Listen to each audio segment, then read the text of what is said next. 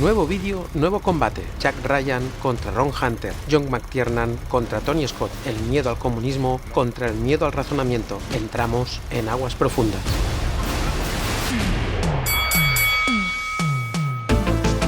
Si te dijera que la tripulación de un submarino nuclear soviético se enfrentará a la tripulación de un submarino nuclear norteamericano, es posible que me dijeras que hemos perdido el rumbo. Round 1. Fight!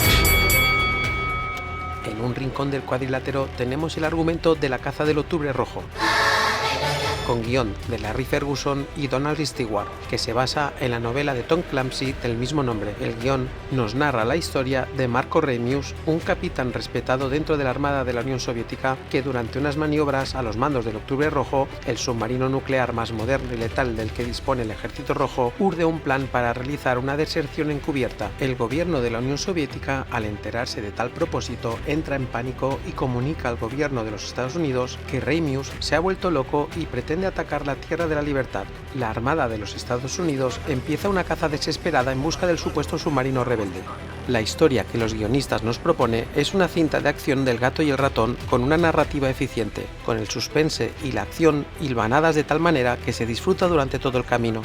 Sus mejores golpes son una propuesta y consecución de acontecimientos muy bien aderezados de suspense, acción y espionaje, unos personajes a la altura de las circunstancias y unos puntos clave que le hacen de las mejores películas de submarinos en el mundo del cine, con especial atención al suspense. En el otro rincón del cuadrilátero tenemos el argumento de Marea Roja, con guión de Michael Schiffer, y en el que se nos narra un conflicto externo en el que una Rusia desestabilizada políticamente se convierte en una amenaza nuclear debido a que un grupo ultranacionalista se hace con el control de unos hilos de misiles nucleares. Entre tanto, un submarino norteamericano se ve en la situación de respuesta nuclear llegado el caso de que la amenaza vaya a más. Por otro lado, tenemos un conflicto interno dentro del submarino cuando, en un momento dado, una consecución de eventos llevan a unas posibles órdenes contradictorias que incitan al capitán del navío y a su segundo al mando a una lucha por el control del poder ofensivo nuclear del submarino, en el que si el capitán tiene razón significaría una tercera guerra nuclear, pero si es el segundo es el que la tiene, se evitaría tal catástrofe. Una propuesta de suspense y drama muy bien encorsetado en el género de submarinos.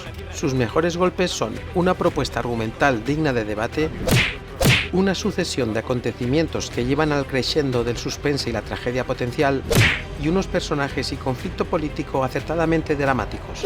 Las dos propuestas argumentales coinciden en la amenaza nuclear como conflicto de fondo, pero difieren en cuanto a naturaleza del conflicto, así como en La caza del Octubre Rojo se nos presenta una narrativa más ceñida al suspense y la acción sin más enigmas que saber si Remius quiere desertar o atacar Estados Unidos, y que, una vez descubiertas sus intenciones, el único enigma que queda es cómo lo va a conseguir. En Marea Roja es un conflicto más interno y profundo, pero en dos capas. La primera, rozando la crítica militar en cuanto a protocolos de actuación en momentos como el que se expone, en el que no paras de preguntarte durante toda la cinta cuál de las dos posturas tiene razón, y la segunda capa, quizás más escondida, es el de las dos escuelas, o modo de vista militar, incluyendo tintes políticos, en el que el capitán Frank Ramsey defiende la robustez y determinismo militar sin pensamiento de razonamiento, rayando incluso el racismo. Simplemente cumplo órdenes y eso me libra de cualquier duda, y la postura del segundo de a bordo, Ron Hunter, con una postura más analítica, inteligente y de sentido común. La caza del Octubre Rojo está más orientada al suspense, mientras que Marea Roja está más enfocada al conflicto dramático, con una ejecución nada fácil de llevar al género de submarinos sin aburrir al espectador. Los jueces deliberan y dan el asalto a Marea Roja por una propuesta quizás un poco más interna, con múltiples interpretaciones. Que no debemos cuestionar los motivos del otro delante de la dotación. Es decir, no nos minemos entre nosotros. Y para ello, en un ejercicio, deben oír su voz después de la mía, sin titubeos. Round 2. Fight! El reparto en La caza del Octubre Rojo tiene entre sus filas a un personaje y actor tan poderosos como el mismo Octubre Rojo, con un Marco Remius interpretado por el magistral Sean Connery, y que tanto presencia como personaje contienen el carisma suficiente como para asestar diversos golpes prácticamente sin cansarse. Connery hace un trabajo excelente interpretando a ese capitán de la Armada Soviética, calculador, estratega y capaz de enfrentarse a cualquier situación y solucionarla con aplomo y eficacia. Connery llena la pantalla en todo momento, haciéndose amo y señor de las escenas cuando aparece. El resto del elenco va perdiendo fuelle a medida que vamos desescalando, con un Jack Ryan interpretado por un jovencísimo Alec Baldwin que lo interpreta con solvencia y que va golpeando a su contrincante. James Earl Jones, como el almirante James Greer, golpea con más fuerza a su oponente por ese porte y presencia que, cual desodorante de calidad, nunca le abandona. Sam Neill, Scott Glenn y Courtney B. Vance golpean con fuerza con unas interpretaciones correctas de sus personajes y que acompañan acertadamente los golpes.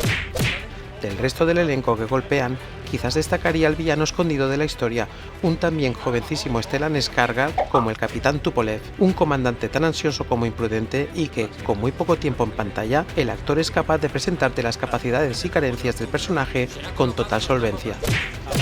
El reparto de Marea Roja tiene más entrenamiento y se nota, empezando por los dos grandes contendientes que hacen tándem para asestar los golpes. Denzel Washington y Jim Hammond, como el comandante Ron Hunter y el capitán Frank Ramsey, golpean a la par por esa química contradictoria y tensión que se palpa en el ambiente. En ocasiones me hace dudar si en el set de rodaje había esa misma animadversión entre ellos, y no me extrañaría que la respuesta fuera afirmativa. Esos personajes y sus interpretaciones golpean a su oponente sin compasión. Les siguen los golpes del resto del elenco con James Gandolfini y George de Sunza, que ayudan en el combate, golpeando sin tregua, con mención especial a Viggo Mortensen como personaje clave indeciso en la trama y que interpreta con acierto. Los dos contendientes tienen fuerzas suficientes para derribar al otro, pero hay que reconocer que solo Sean Connery y alguno más como Sam Neill pueden aguantar el asalto. Sin embargo, en Marea Roja, la fuerza de los dos protagonistas y el hecho de que tanto argumento como personajes llevan todo el peso dramático son suficientes para noquear al Octubre Rojo en este asalto. Este submarino podría lanzar una docena de misiles sobre Washington y Nueva York y nadie se enteraría de nada hasta que fuera demasiado tarde. Round 3. Fight!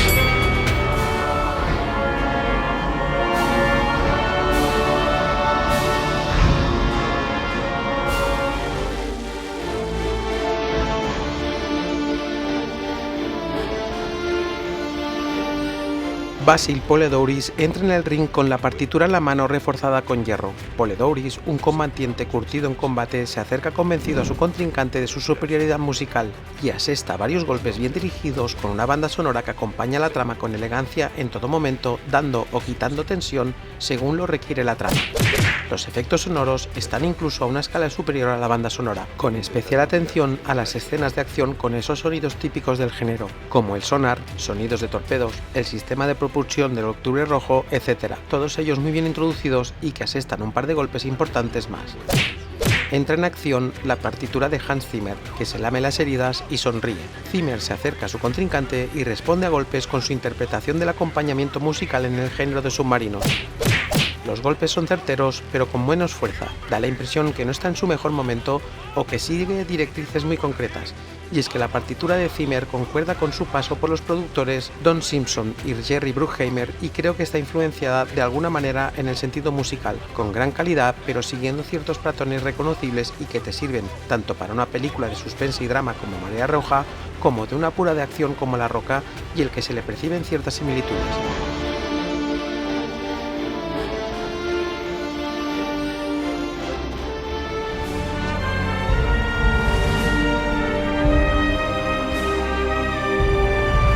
Los efectos sonoros, en cambio, responden con más contundencia con golpes certeros. Aunque Marea Roja tiene un acompañamiento musical y efectos sonoros acorde con la producción, los jueces consideran que el asalto lo gana La Caza del Octubre Rojo por una partitura más contenida, pero con un sello propio y unos efectos sonoros mejor expuestos. No. El problema son los americanos. Si contactamos con los adecuados, todo saldrá bien. Pero imagina por un instante que encontramos un temerario. Round 4. Fight! El diseño de producción de la caza del Octubre Rojo tiene altos y bajos. Los altos por ese submarino soviético soberbio, totalmente creíble, y una puesta en escena tanto en el submarino Octubre Rojo como en el Dallas norteamericano que dan los golpes más certeros a su contrincante. Los bajos lo son no por falta de calidad, sino por la temática del film. El género de submarinos no puede hacer uso de la creatividad sin atacar al realismo y eso se nota en el combate. La fotografía y tono de la misma son excelentes acompañantes que golpean una vez más. El diseño de producción de Marea Roja peca de lo mismo que su contrincante, con un diseño correcto dentro del género que golpea por defensa de contrapartida y que responde con la misma fuerza y contundencia. Si bien es cierto que se centra aún más en la tripulación del submarino principal, el Alabama, de hecho, será el único escenario una vez zarpan del puerto, pero el hecho de estar a bordo del navío sumergible en prácticamente todo el metraje y no percibir aburrimiento visual es digno de elogio y con un cierto impacto visual oculto que comentaré más adelante y que le da más golpes a su oponente. Los jueces deciden que el asalto se cierra con un empate técnico. Que Dios le ayude si se equivoca. Si me equivoco es que estamos en guerra. Que Dios nos ayude a todos. Round 5. Fight! El ring está preparado para que John McTiernan y Tony Scott solucionen sus diferencias. McTiernan se acerca decidido a batir a Tony Scott y golpea con una dirección sin ninguna otra intención que atraparte en una historia y situaciones que aún a día de hoy son vigentes. McTiernan introduce planos y composiciones difíciles de acometer con éxito en un entorno cerrado y aún así lo consigue. Su fotografía juega con los tonos azul para darnos a entender la tecnología superior del Octubre Rojo con unas intenciones no definidas al principio. El color verde para su oponente soviético y el rojo para el Dallas, un truco visual que también usa su contrincante pero con distintos conceptos e intenciones y que veremos más adelante. Su pericia y visión le preparan para golpear a su contrincante sin contemplaciones en varias ocasiones que hacen tambalear a su contrincante.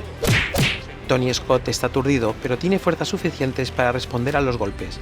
Scott se acerca y defiende el asalto con una dirección solvente, con planos, composición y fotografía quizás más emparejadas con la acción debido al concepto claustrofóbico del argumento y golpea en consecuencia, donde ni tan siquiera su navío oponente ruso merece mostrar a su tripulación ya que el conflicto es interno dentro del Alabama e incluso más interno aún, más profundo, un conflicto político y moral. Centrémonos por un momento en lo que Scott nos insinúa cromáticamente. Tenemos un conflicto de visión de resolución de problemas, un problema político de todas. El color rojo en el Alabama responde al armamento, al poderío militar, la imposición por la fuerza y la resolución por violencia. El parámetro visual de la postura política de Ramsey, en el que incluso su gorra, que lleva prácticamente durante todo el film, es de ese color para que no te despistes y veas que es hombre de un solo ideal y con dificultad para que cambie de opinión. Cumplo órdenes sin pensar en consecuencias ni espíritu crítico. Incluso la cinta nos lo muestra tal cual sin contemplaciones. No pretendo insinuar que usted sea un indeciso, señor Hunter. Al contrario. Solo algo complicado. Porque así le quiere la Armada. A mí me querían simple. El color azul representa la postura del razonamiento, la tolerancia y el entendimiento. El parámetro visual de Hunter, representado hacia el tercio final del film en su vestuario con mono de color azul, incluyendo su gorra para que no te despistes. Una clara alusión de que el personaje se ha decantado hacia la duda razonable. Dependiendo en qué zona del submarino se encuentra la acción y personajes, el entorno se vuelve más a favor de uno u otro. Incluso tenemos un color neutral, el verde, en el que es un campo en que ninguno de los dos tiene control y que casualmente responde al color de la esperanza de que no se vaya todo de madre. La sección de armas del submarino se tiñe de rojo, el color de Ramsey dando poder al personaje que impone sus intenciones. La sección de comunicaciones del Alabama es de color azul, el color de Hunter, que es justamente lo que pide en todo momento, comunicar antes que imponer, razonamiento alineado con la política diplomática. Un apunte más sobre la exposición cromática. El personaje de Viggo Mortensen, el oficial de armas Webbs, se debate entre esos dos colores, en el que por momentos se alinea con el rojo cuando se inclina hacia la postura de Ramsey, pero nunca convencido del todo, pero que en otros se decanta hacia el azul e incluso el verde. Un personaje que no sabe qué decisión es la correcta, un personaje convertido en el espectador que tampoco sabría cómo actuar en esas circunstancias. El personaje clave de toda la película. Para mí, esta idea argumental cromática merece un par de golpes más hacia su contrincante y que, por dificultad de filmación claustrofóbica y alineación argumental cromática, merece un punto más de reconocimiento a la dirección que los jueces traducen en el ganador del asalto. No se acerque a la costa americana o será atacado. Pausa. Si su intención es otra, ¿discutiría una alternativa? Pausa.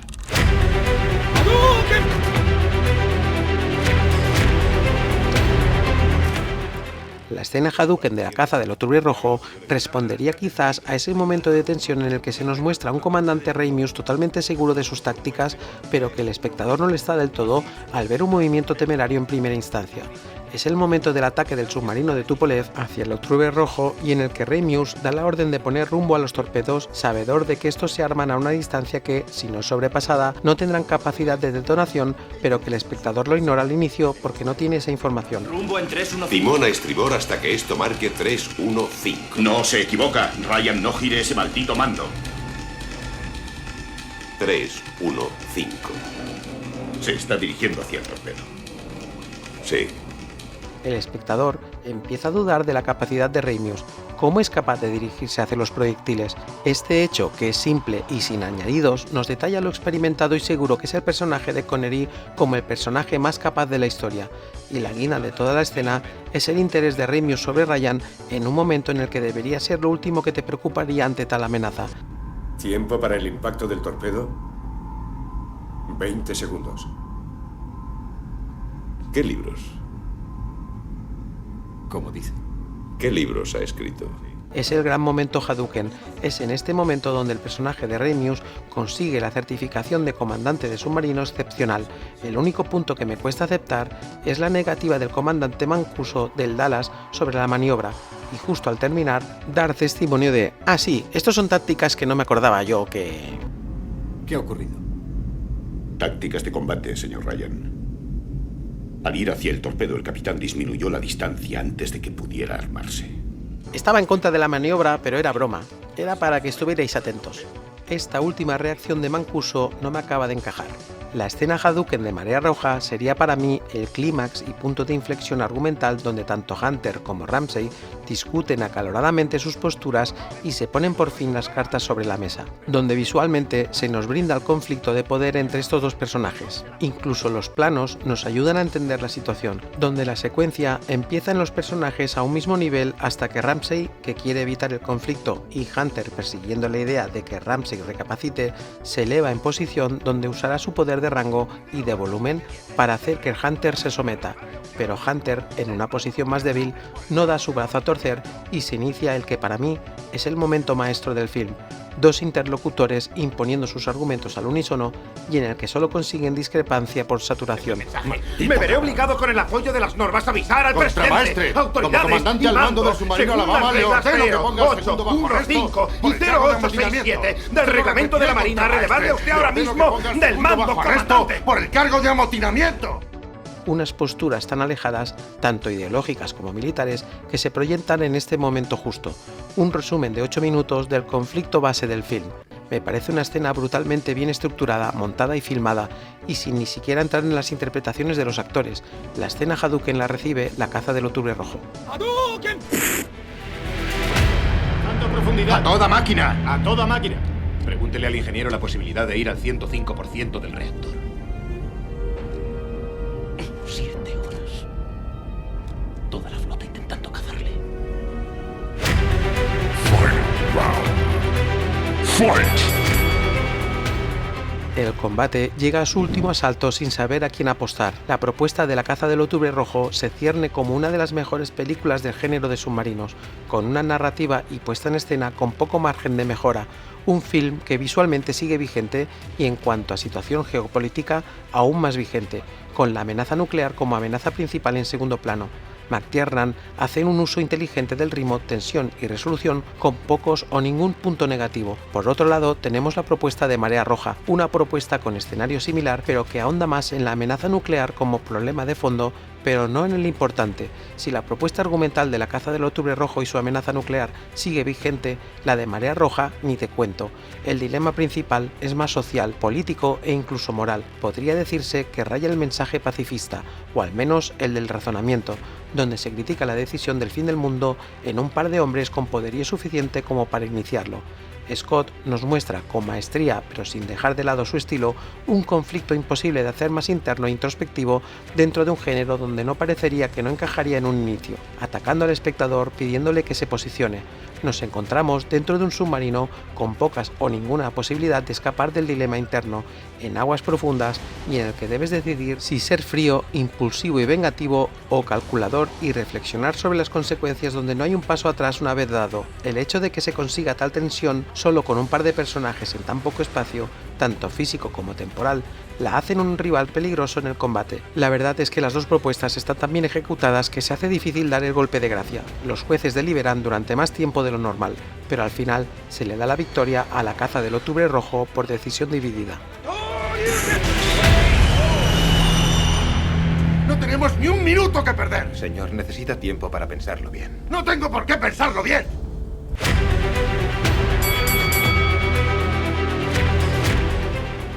Jack Ryan, el personaje principal de la caza del Octubre Rojo que interpreta a Alec Baldwin, creado por el ya fallecido escritor Tom Clancy en sus novelas, es quizá el personaje que más actores han interpretado al analista, con casi un actor diferente por entrega, tanto en cine como en series, y que se podría comparar a un James Bond más casual en cuanto a concepto e interpretaciones. Baldwin fue el primer Jack Ryan en pantalla, le siguió Harrison Ford en 2 entregas sucesivas, Ben Affleck en una entrega más y Chris Pine como el último Jack Ryan en el cine. Fuera de la pantalla grande tenemos también a John Krasinski como este agente de la CIA y con 4 temporadas hasta ahora en Prime Video. En cada entrega cinematográfica difiere tanto su condición como su familia, sin llegar a saber en ningún caso que Jack Ryan va antes cronológicamente. Si bien es cierto que las 2 aventuras interpretadas por Harrison Ford sí que tienen cierta cohesión familiar, el resto tienen problemas de raccord evidentes. Por ejemplo, en La caza del Octubre Rojo, Ryan tiene mujer e hija, mientras que en Pánico Nuclear ni tan siquiera está casado. Pero estas idas y venidas de actores y entornos variables no impiden que puedas disfrutar de sus aventuras. Hoy tampoco os voy a pedir que os suscribáis ni le deis a me gusta porque debo decidir si apretar un botón o no, y es que me debato internamente en si calentar los macarrones o dejarlos a temperatura ambiente. Esto quizás lo haga en el próximo vídeo. Cuando termine todo este asunto habrá un buen escándalo en Moscú. Bueno, espero que de todo esto salga algo positivo. Una pequeña revolución de cuando en cuando es algo saludable, ¿no cree?